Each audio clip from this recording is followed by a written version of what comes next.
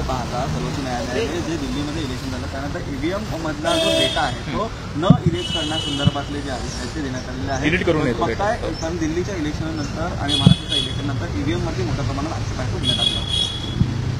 मी असं म्हणणार आहे की ईव्हीएमच्या संदर्भात सुप्रीम कोर्टाने दिलेला निर्देश हा योग्य आहे. फक्त सुप्रीम कोर्टाला माझी असणारी एकदा विनंती आहे की त्यांनी पूर्णपणे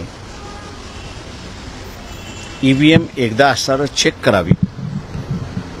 डेटा डिलीट करू नये म्हणून त्यांनी असणारं जे सांगितलेलं आहे त्याच्याचबरोबर ज्या ईव्हीएम मतदारसंघामध्ये होत्या पण वापरल्या गेलेल्या नाहीत अशा ईव्हीएम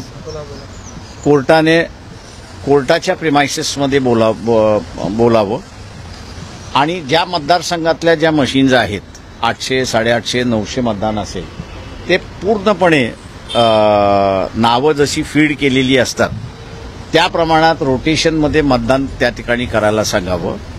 आणि ते मतदान योग्य येते का, म्हणजे आता समजा 850 मतदान आहे असं धरून चालू आणि 7 उमेदवार आहेत तर 7 उमेदवार आहेत म्हणजे 7 माणसं त्यांनी उभी केली पाहिजेत आणि त्या प्रत्येक 7 माणसाला 130 मतदान हे करायला सांगितलं म्हणजे राऊंडमध्ये 1 आफ्टर नंबर ते करून घेऊन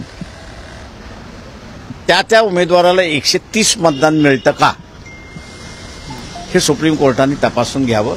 म्हणजे मग सुप्रीम कोर्टाच्या लक्षात येईल की ईव्हीएम मध्ये असणारी जी चिप आहे ही मॅन्युप्युलेट होते की न होते याच्या संदर्भातला मग कोर्ट निकाल त्या ठिकाणी घेऊ शकतो.